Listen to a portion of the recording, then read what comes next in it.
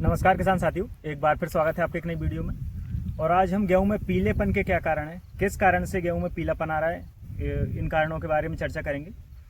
और जैसा कि मैं इस फील्ड में आया हूं, यहाँ पर भी आप जैसा कि मेरे पीछे देख सकते हैं कि कहीं कहीं पर गेहूं की जो फील्ड है उसमें कुछ हिस्से में जो है, कहीं बीच में या फिर मैंड के साइड में या कहीं कहीं पर जो है पीलापन गेहूँ में दिखाई दे रहा है। तो इसके क्या कारण हो सकते हैं?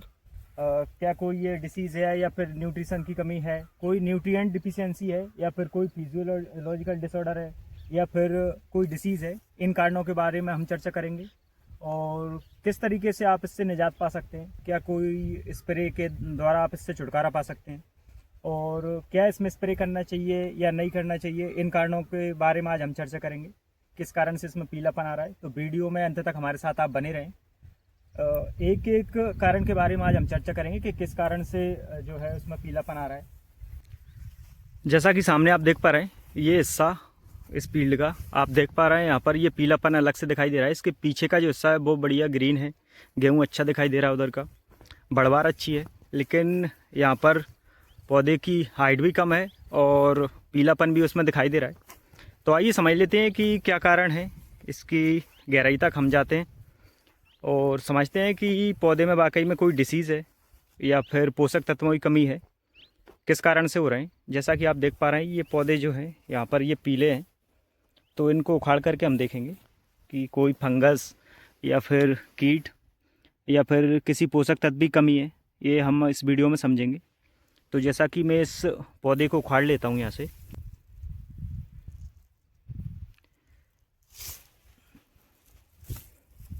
और ये पौधा जैसे हमने निकाल लिया है यहाँ से, आप इसमें क्लियरली देख पाएंगे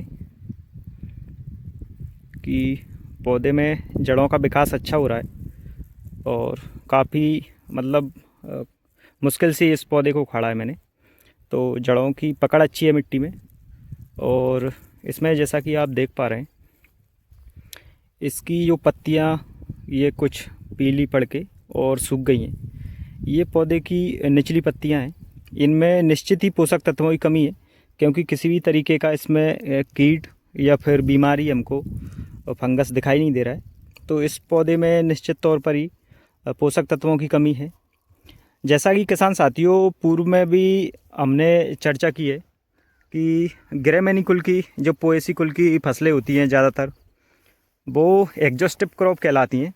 पोषक तत्वों को खेत से, अपनी फील्ड से भरपूर मात्रा में जो है वो अपने उत्पादन के लिए इस्तेमाल करती हैं, और उसके बाद में यदि हम कोई रिस्टोरेटिव क्रॉप या फिर जो पोषक तत्वों को ज़मीन में स्टोर करती हैं, उन फसलों को यदि हम नहीं लगाते, जैसे हमने मान लीजिए कि इस सीज़न में, खरीफ सीज़न में मक्का लगाया था, और रबी सीज़न में यदि आपने इस फील्ड में गेहूँ लगा लिया है, तो निश्चित तौर पर इस फील्ड में जो है पोषक तत्वों की कमी होगी, क्योंकि मक्का जो है वो अपने उत्पादन के लिए तो पोषक तत्वों का भी जो है वो अच्छे से इस्तेमाल करती है, और फील्ड से जो है पोषक तत्वों को एक तरीके से चूस लेती है।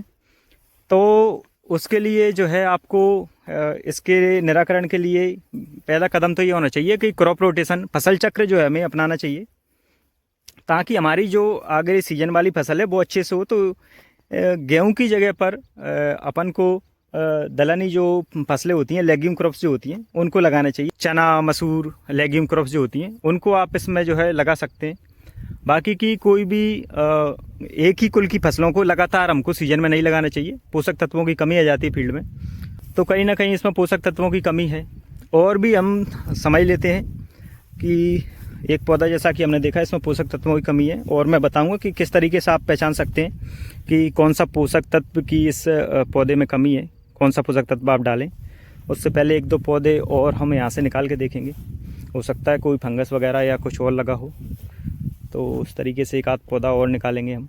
जैसा कि आप देख पा रहे हैं, यहाँ से ये पौधा ज़्यादा सूखा हुआ नज़र आ रहा है, और यहाँ से अपन इसको निकालेंगे। इसकी पत्तियाँ ज़्यादा सूखी हैं, तो इसको हम निकाल लेते हैं यहाँ से।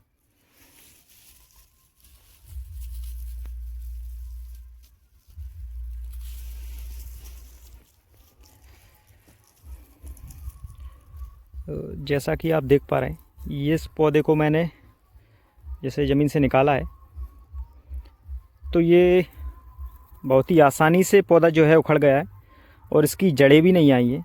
ये पौधा जो जड़ों के जस्ट ऊपर जो हिस्सा होता है अपना, जहाँ से जटामूल अपनी जो मुकुटावस्था जो बनती है, उस हिस्से से ये टूट गया है।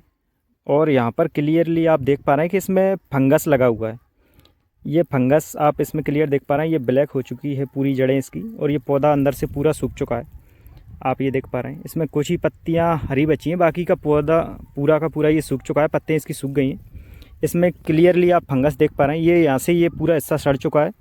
फिर आप कहिए कि उसकी फंगस की उपस्थिति आप यहाँ पर क्लियरली देख पा रहे हैं, ये देखिए जड़ों में। तो इससे आप कैसे छुटकारा पा सकते हैं, और एक पौधा जैसा कि हमने ये निकाला था, इसमें किस पोषक तत्व की कमी है वो आज हम समझेंगे। तो किसान साथियों, जैसा कि मैंने आपको बताया था, वो फील्ड में जो पीलापन दिखाई दे रहा था, वहाँ से 2 तरीके के पौधों को हमने उखाड़ा है। और एक पौधा ये है, ये पूरे तरीके से सूख चुका है, और जो जड़मूल अवस्था होती है, मुकुट अवस्था होती है, वहाँ से इसके जो कल्ले फुटाव होते हैं ऊपर, और नीचे का जो हिस्सा होता है वो जड़ों में विकसित होता है, जड़ें विकसित होती हैं यहाँ से। लेकिन इस पौधे को जब मैंने निकाला ज़मीन से, तो इसके जो टिलर्स थे वो बस निकल के आए हैं और जड़ें ज़मीन में रह गई हैं। यहाँ से ये जड़ों वाला जो हिस्सा है वो पूरा सड़ चुका है। इसमें फंगस जो है आप विजिबल है, आप क्लियरली देख पा रहे हैं, आसानी से इसको पहचान पाएंगे आप। इसमें फंगस की जो है उपस्थिति क्लियरली दिखाई दे रही है। तो इसमें फंगस है, और फंगस के लिए आप क्या उपचार कर सकते हैं यदि फंगस का भी अटैक हो रहा है, क्योंकि ये जो फंगस होते हैं, जैसे ही आप सिंचाई करोगे, और सिंचाई के बाद में इनको नमी चाहिए होती है, और ये एक पौधे से दूसरे पौधे में, यानी कि मिट्टी में जैसे ही नमी आएगी तो ये बढ़ना स्टार्ट होता है। फंगस एक पौधे से दूसरे पौधे में, और फिर फील्ड में धीरे धीरे पूरी फील्ड में कब फैल जाएगा आपको पता भी नहीं चलेगा। तो इसका निराकरण आप कैसे कर पाएंगे, किस तरीके से आप इसी अवस्था पर रोक पाएंगे, क्योंकि ये पौधा पूरा देख पा रहे हैं आप, पूरा नीचे से पत्तियाँ इसकी सूख चुकी हैं। और दूसरा पौधा ये निकाला है जिसमें फंगस तो कहीं पर दिखाई नहीं दे रहा है, दूसरी जगह से, जैसा कि अलग अलग जगह पर पीलापन आपको दिखाई दे रहा है, तो दूसरी जगह से ये पौधा निकाला है। और इस हिस्से में जो है फंगस तो कहीं पे दिखाई नहीं दे रहा है, जड़ें भी अच्छे से विकसित हुई हैं। और मैंने जब इस पौधे को उखाड़ा तो बड़ी मजबूती के साथ में ये पौधा उखड़ा है, यानी कि पौधा स्वस्थ है। लेकिन इसमें पोषक तत्वों की कमी है, और कौन से पोषक तत्वों की कमी है, आप कैसे पहचान कर पाएंगे, इस बारे में आज हम चर्चा करेंगे। और किस तरीके से आप इसका भी जो है उपचार कर पाएंगे, आसानी से इससे भी निजात पा पाएंगे, इसके बारे में आज हम चर्चा करेंगे। लेकिन इससे पहले किसान साथियों, मैं कुछ चीज़ें आपके साथ में शेयर करना चाहूँगा। जैसे कि पूर्व में भी हमने एक वीडियो में चर्चा की थी कि एक ही कुल की फसलें अपन को लगातार फील्ड में, अपने खेत में जो है नहीं लगाना चाहिए। जैसे कि पूर्व में इस फील्ड में मक्का लगा हुआ था, या फिर समझ लीजिए कि आपने मक्का लगाया था, ये ज़्यादातर जो आपको पीलापन दिखाई दे रहा है वो ज़्यादातर आपके जो मक्के के खेत थे, या फिर जिसमें आपने धान लगा रखी थी, उन खेतों में जो है ये समस्या ज़्यादा आपको दिखाई दे रही होगी पीलेपन की। तो ये इसका मुख्य कारण क्या है कि एक तो जो ग्रेमेनी कुल की फसलें होती हैं उनको एग्जॉस्ट क्रॉप अपन बुलाते हैं, मतलब कि पोषक तत्वों का सबसे ज़्यादा उपयोग करने वाली फसलें होती हैं। इनमें क्या होता है कि खुद के पोषक तत्व बनाने की क्षमता नहीं होती, या फिर समझ लीजिए कि इनके अंदर कोई ऐसा सिस्टम नहीं होता है जो खुद की नाइट्रोजन या पोषक तत्व स्वयं से बना पाएँ। लेग्यूम क्रॉप्स जो होती हैं, दलहनी फसलें, उनमें जो है वायुमंडल नाइट्रोजन, वायुमंडलीय नाइट्रोजन, या फिर समझ लीजिए कि हवा के द्वारा जो है, जो हवा में जो नाइट्रोजन है उसको जो है अवशोषित करके और खुद की नाइट्रोजन बनाने की क्षमता होती है। आपने ज़्यादातर देखा होगा कि दलहनी फसलें जो होती हैं उनकी जड़ों में जो है गांठें पाई जाती हैं, उनमें बैक्टीरिया होते हैं, और वो बैक्टीरिया जो है खुद की नाइट्रोजन बनाते हैं और पोषक तत्व जो है पौधे को उपलब्ध कराते हैं। लेकिन उस तरीके का कुछ सिस्टम अपनी गेहूं वाली फसल या फिर ग्रेमेनी कुल की, जो पोएसी कुल की फसलें होती हैं, अनाज वाली फसलें, उनमें उस तरीके का सिस्टम नहीं पाया जाता। तो इन फसलों में जो है पोषक तत्व ये भरपूर उत्पादन अपन को देती हैं ये फसलें, और पोषक तत्वों का भी उत्पादन के लिए भरपूर उपयोग करती हैं, इसीलिए इन्हें अवशोषित फसलें या फिर एग्जॉस्टिव क्रॉप इनको बोला जाता है। तो इसके लिए हमें ध्यान रखना चाहिए कि यदि हमने एक सीज़न में, जैसे खरीफ में मक्का या फिर अपन ने धान लगा रखी थी, तो इस सीज़न में अपन को क्रॉप रोटेशन, फसल चक्र अपनाना चाहिए, और उसकी जगह पर अपन कोई लेग्यूम क्रॉप अपनी फील्ड में लगाएं तो बेटर होगा, फसल अच्छी होगी और उत्पादन अच्छा होगा, और इस तरीके की जो है समस्या आपको देखने को नहीं मिलेंगी। तो फसल चक्र आप जैसे अपनाएंगे तो इस समस्या से आपको जो है काफ़ी हद तक आपको जो है छुटकारा मिलेगा, और अब हम समझ लेते हैं कि किस तरीके से, अब जैसे फसल लगाई दी है तो नुकसान ना हो किसानों को, और किस तरीके से जो है आप इसका जो है उपचार कर पाएंगे। तो ये जैसा कि आप देख पा रहे हैं, ये फंगस का अटैक है और इसमें पोषक तत्वों की कमी है। तो मैं इसमें आपको थोड़ा सा, कैमरामैन साबित कहना चाहूँगा, थोड़ा सा पास से इसको दिखा दें कि किन पोषक तत्वों की कमी है, किसान भाई कैसे पहचान सकते हैं। जैसा कि आप इसमें देख पा रहे हैं क्लियरली, ये जो पत्तियां हैं, जैसे कि इस पत्ती को देखिए आप, ये पत्ती है और ये ऊपर से जो है, ये देखिए, ये ऊपर से जो है पूरी नोक से जो है ऊपरी वाली टिप से सूखना स्टार्ट हुई है। और ये पौधे की निचली पत्ती है, यानी कि पुरानी पत्तियां हैं। ये पौधे की निचली पत्तियां जो होती हैं, इनमें NPK यानी कि नाइट्रोजन, फॉस्फोरस और पोटास की कमी होती है जब ये निचली पत्तियां पीली होती हैं। तो आप बस अभी इतना समझ लीजिए कि ये अगर पौधे की आपकी नीचे की पत्तियां हैं और ये यदि पीली पड़ के और इस तरीके से सूख रही हैं, तो जैसा कि आपको इस पत्ती में मैं दिखाता हूँ, ये पत्ती जो है ये ऊपर से सूख रही है, ऊपरी वाले हिस्से से ये सूख रही है, इधर से पीली पड़ के और ये इस तरीके से। तो अगर इस तरीके का लक्षण आपको पत्ती में दिखाई दे रहा है, तो इधर नीचे वाला हिस्सा पूरा ग्रीन है और ऊपर से पीला पीला पड़ के इधर से ये पूरा सूख रहा है, तो इसमें पोटास की कमी है। ये आप निश्चित तौर पे इसको समझ लें कि यदि इस तरीके का कुछ दिखाई दे रहा है तो ये पोटास की कमी है। और इसी में यदि निचली पत्ती आपकी इस तरीके से पूरी पीली हो गई है, पूरा निचली पत्ती में, पुरानी पत्ती में पीलापन आया है, तो फिर उसमें नाइट्रोजन की कमी होती है।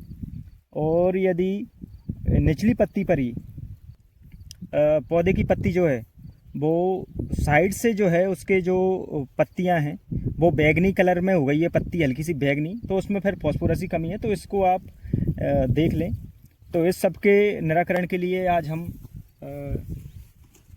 इसमें जो है क्या स्प्रे करवाने वाले हैं उस बारे में हम चर्चा करेंगे, और फंगस के लिए क्या इस्तेमाल करने वाले हैं, और इस पोषक तत्व के लिए कौन सी हम न्यूट्रिएंट का या फिर कौन से ग्रेड का हम उपयोग करने वाले हैं, इस बारे में आज हम चर्चा करेंगे।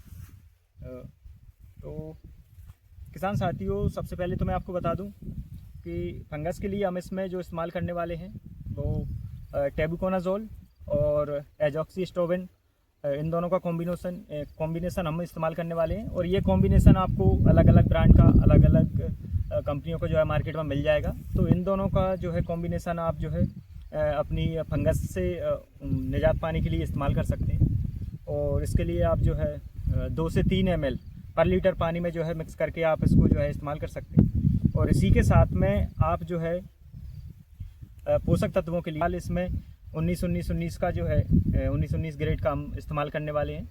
और इसकी भी मात्रा जो है 5 ग्राम पर लीटर के हिसाब से हम मिक्स करके इसमें इस्तेमाल करने वाले हैं। तो इसको आप जो है मिक्स करके, और फंजीसाइड जो हमने बताई है उसको आप मिक्स करके अपनी फसल में जो है इस्तेमाल करें। और आप देख पाएंगे कि बहुत ही जल्द इसका रिजल्ट मिलेगा और आपकी फसल जो है फंगस से और इस तरीके का जो पोषक तत्व है, पोषक तत्वों की कमी है, उससे जो है उसको छुटकारा मिलेगा। तो आप इनका इस्तेमाल कर सकते हैं। और बाकी का आप जैसे पहली सिंचाई कर रहे हैं यदि पानी में, तो जो पोषक तत्व और जो रिकमेंडेशन है फसल के लिए, गेहूँ के लिए, उस तरीके से पूरे पोषक तत्वों का जो है फसल की पूर्ति करें। और पहले पानी के साथ में अच्छे से इसमें यूरिया और कुछ माइक्रोन्यूट्रिएंट वगैरह मिक्स करके, और कुछ माइक्रोन्यूट्रिएंट का मिक्सचर भी जो है, यदि आप नहीं बना सकते तो मिक्सचर भी आपको 6-7 माइक्रोन्यूट्रिएंट का मिक्सचर भी बना हुआ मार्केट में उपलब्ध है आजकल। तो वो आप ले आएँ और अच्छे से मिक्स करके या पानी में घोल के स्प्रे करवा दें, या फिर आप जैसे यूरिया डाल रहे हैं तो उस टाइम पर जो है मिक्स करके आप जो है इस्तेमाल कर सकते हैं। और बाकी का तो मैं आपसे यही कहना चाहूँगा कि इस तरीके की यदि आपको समस्या आ रही है तो ये कॉम्बिनेशन जो हमने बताया है उसका आप इस्तेमाल करें, और निश्चित ही आपको इससे फ़ायदा मिलेगा। और यदि जानकारी आपको अच्छी लगी है तो अपने किसान भाइयों के साथ में शेयर करें। बहुत से किसानों की समस्या जो है, इस तरीके की समस्या आ रही है किसानों को। और तो आप पहले तो ये देख लें कि पोषक तत्व की कमी है या फिर कोई इंसेक्ट है, रूट एफिड वगैरह तो नहीं है। रूट एफिड के बारे में भी हमने पहले बताया था, रूट एफिड के कारण तो पीलापन नहीं है, तो उसके लिए भी हमने क्या आप इस्तेमाल कर सकते हैं रूट एफिड के बारे में, वो हमने सारी जानकारी पहले वीडियो में बनाई थी और अपने चैनल पर जाके आप देख सकते हैं। और बाकी का जो कॉम्बिनेशन बनाया है, यदि इस तरीके की समस्या तो आप इसका इस्तेमाल करें। और बाकी की जानकारी आपको अच्छी लगी है तो वीडियो को लाइक करें, शेयर करें, और इस चैनल पे आप पहली बार आएँ तो इस चैनल को आप सब्सक्राइब करें। जो भी योजनाएं कृषि विभाग से संबंधित या फिर फसलों से संबंधित जो भी समस्याएं हैं उनके बारे में समय समय पर हम वीडियो डालते रहते हैं, तो अपने किसान भाइयों के साथ में शेयर करें। धन्यवाद किसान साथी।